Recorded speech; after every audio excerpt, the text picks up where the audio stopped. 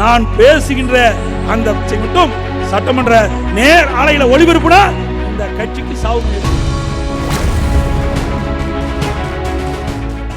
2 மணி நேரம் 52 நிமிஷம் பேசினேன். எனக்கு ஆளுநர் உரையில 2 மணி நேரம் 52 நிமிஷம் பேசினேன்.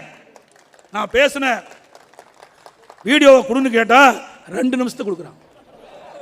பேசினது 2 மணி நேரம் 52 நிமிடம். தினத்தந்தி பேப்பர்ல வந்திருக்குது, பத்திரிகையில் வந்திருக்குது, ஊடகத்தில் வந்திருக்குது. ஆனா நாங்க அந்த வீடியோ கொடுங்கப்பா, எல்லாம் நாங்க பேசுறதெல்லாம் மக்கள் பார்க்கட்டும்னு சொன்னா கொடுக்க மாட்டாங்க. நான் பேசுகின்ற அந்த பேச்சை மட்டும் சட்டமன்ற நேர் ஆலையில ஒளிபரப்புனா இந்த கட்சிக்கு சாவு மணி அடிச்சிடும். திறமை இருந்தா நீங்க காட்டா பார்க்கலாம்.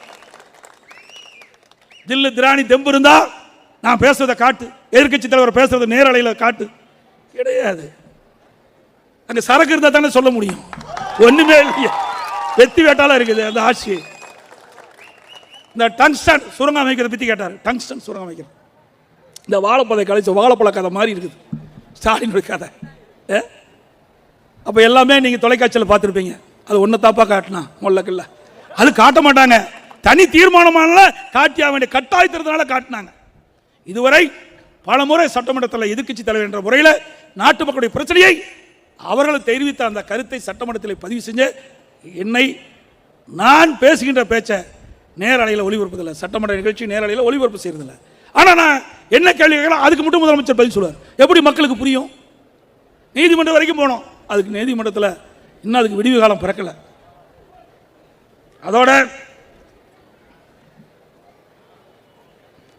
இந்த பகுதியில் பார்த்தீங்கன்னா மேடவாக்க பாலம் நம்முடைய ஆட்சியில் கட்டப்பட்டது, வேளச்சேரி மேம்பாலம் நம்முடைய ஆட்சியில், மத்திய கைலாஸ் பாலம் நாம தான். இப்படி பல பாலங்களையும் இந்த பகுதியிலே கட்டி கொடுத்த அரசாங்கம் அதிமுக அரசாங்கம்.